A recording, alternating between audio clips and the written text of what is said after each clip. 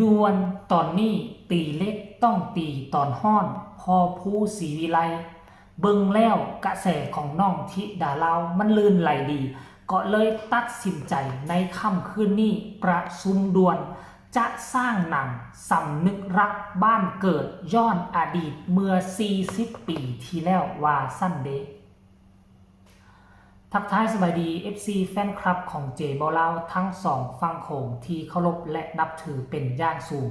FC ของน้องธิดาลาวบ่ว่าจะอยู่ทางฝั่งไทยฝั่งลาวและชาวสหรัฐอเมริกาต้องขอสวัสดีสบายดี FC ทุกคนก็แล้วกันปัจจุบันนี้เจบอลาวฮอดบ้านฮอดเฮือนอยู่เวียงจันทน์เป็นที่เรียบร้อยแล้วเดินทางปลอดภัยซื้อตั๋วช่วง6 โมงครึ่งเดินทาง2 ชั่วโมงตอนกลับนี่เจบอลาวนั่งรถด่วนตอนไปนี่นั่งรถซ่าใช้เวลา3 ชั่วโมงคนกับขับค่าหนาแน่น FC แฟนคลับมาข่าวมาบอกมาต้อนกันคลิปนี้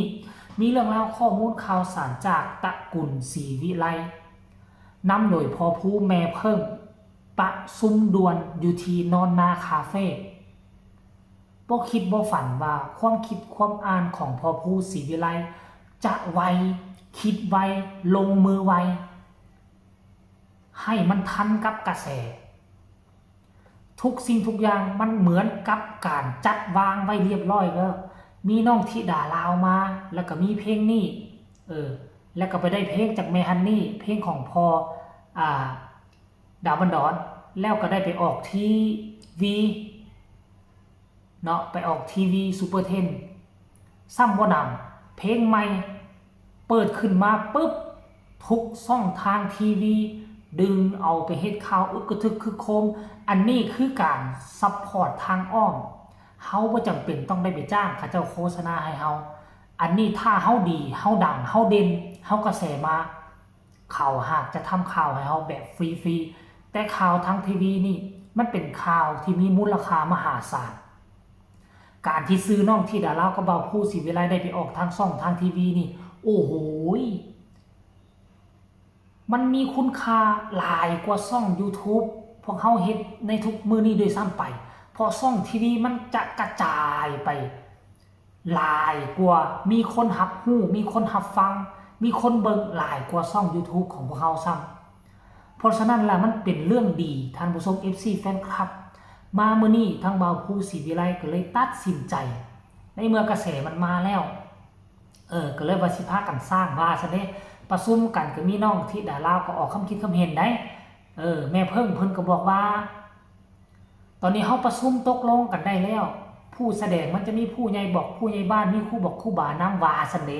แล้วผู้ใดจะโกนหัวเป็นครูบาเป็นพระเป็นเจ้าธิดาลาวก็เสนอชื่อคนหนึ่งขึ้นมาบ่จำเป็นจะต้องไปโกนหัวให้มันยากเพราะบ่มีผมอยู่แล้วว่าซั่นเด้โอ้ยคนอยู่ในนอนนาคาเฟ่กับหัวกันแตกวุ่นท่านผู้ชม FC แฟนคลับเอารายละเอียดให้ทุกคนไปชมคลิปนี้สักก่อนคลิปสั้นๆแล้วพวกเขาจึงมาพ้อกันในช่วงต่อไปชมพร้อมๆกันเลยตอนนี้เขาได้สรุปเรื่องได้แล้วเนาะว่าหนังเรื่องนี้มันจะมีผู้ใหญ่บ้านมีแม่ผู้ใหญ่บ้านมีพระเอกนางเอกแล้วก็มีพระแต่ว่าปัญหาคือคนสิเล่นเป็นพระมันต้องได้โกนหัวเขาสิไปเอาใส่พ่อกูเด้ผู้ใดก็พ่อกูแม่พ่อโกได้พ่อกูไม่เตือนนะพ่อโกไม่เตือนพ่อพี่ไอ้นั่นพี่เด้ของแท้พ่อพี่ไอ้คนหัวหยางเลยคนหัวหยางคนมาเรียบร้อยนี่มาคุ้มพระกับพ่อตัวนี้เป็นจังไหนทุกคนแล้วพวกเจ้าหลังจากที่ฮู้ข่าวว่าเบาผู้ศรีวิไลจะสร้างหนังจะสร้างละครพวกเจ้ามีความคิดความเห็นคือแนวใดก็สามารถประกอบส่วนอยู่ใต้คอมเมนต์ก็ได้หรือจะส่งไปหาทั้งเบาผู้ศรีวิไลก็ได้บางที่คำคิดคำเห็นของทุกทานของบรรดาทานอาจจะนำไปสู่เนาะอาจจะนำไปสู่การปรับปรุงหนังเรื่องนั้นละครเรื่องนั้นให้มันมีคุณภาพขึ้นตื่นเนาะการที่ออกความคิดความเห็นความตำหนิติชมกับบ่หมายความว่ามันจะกลายเป็นดราม่าทั้งหมดคันท่าว่าเฮาตำหนิติชมอยู่ในกรอบตำหนิติชมในเชิงแบบสร้างสรรค์ข้าเจ้าก็ต้องยอมรับฟัง 100% สำหรับค่อยคิดว่าเบาผู้ศรีวิไลเพิ่นก็เป็นคนที่ รับฟังเหตุฟังผลเช่นเดียวกันท่านผู้ชมเนาะเฮาพากันประกอบความคิดความเห็นเพื่อจะให้ผลงานของบ่าวภูศรีวิไลกับน้องธิดาลาวให้มันออกมาดีที่สุดก็แล้วกันนะทุกคนเนาะแล้ววันนี้เจบ่เล่าสิขอไปฟังความคิดความเห็นของบรรดา FC แฟนคลับเขาเจ้าจะมีความคิดความเห็นคือแนวใดหลังจากที่ฮู้ข่าวว่าน้องธิดาลาวจะได้แสดงหนังเรื่องแรกในชีวิตเดี๋ยวเจบ่เล่าสิไปอ่านสู่ฟังเด้อคอมเมนต์แรกนี่เพิ่นบอกว่าโอ้ยนอว่าซั่นลิงน้อยคิดออกเสยว่าซั่นอันนี้ก็เคศรีวิไลก็มาตอบทันทีว่าสิทธิ์พี่ขอรับบทสังกะลีเด้อธิดาว่าซั่นโอ้ยสิทธิ์พี่เคก็อยากเป็นอยากเป็นสังกะลีว่าซั่นเด้คนต่อมาก็บอกว่าโอ้ยเนาะลูกเอ้ยว่าซั่นบ่มีคนอื่นให้คิดฮอดตีว่าซั่น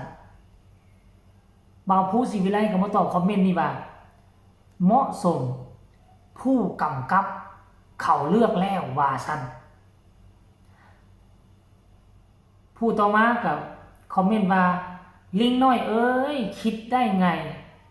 ไวจริงๆว่าซั่นเด้ผู้ต่อมาก็บอกว่าอยากขอเป็นกำลังใจย้ายขอเป็นกำลังใจให้ทุกคนจ้าเก่งมากๆจ้าว่าซั่นเด้สิไปแสดงให้ว่าซั่นคนนี้ว่าเสนอตัวไปแสดงให้ได้ผู้นี้ก็เป็นพี่น้องชาวลาวเด้อธิดาลาวเว้าถึกแล้วบ่ต้องโกนหัวให้ยากว่าซั่นผู้ต่อมาก็เป็นพี่น้องทั้งฝั่งไทยมีตำรวจบ้านบ่ครับอยากเล่นน้ำว่าซั่นอุ้ยคนนี้ก็บอกว่าฮ่าๆๆขำว่าซั่นเด้คนที่จะแสดงเป็นพระคนต่อมาขอแสดงนำเนเดอร์ธิดาของแสดงเป็นคนเก็บขยะก็ได้ฮ่าท่านผู้ชม FC แฟนครับอันนี้คือคำคิดคำเห็นของแฟนๆที่หลังจากได้ฮู้การเคลื่อนไหวของพ่อภูศรีวิไลว่าจะสร้างหนังว่าซั่นเด้จะสร้างละครย้อนยุคเมื่อ40 ปีหลังและค่อยคิดว่าตัวละครเอกมีบ่วมน้องธิดาลาว 100% เพราะธิดาลาวเป็นคนที่มีกระแสโด่งดังที่สุดในตระกูลศรีวิไลหนังเรื่องนี้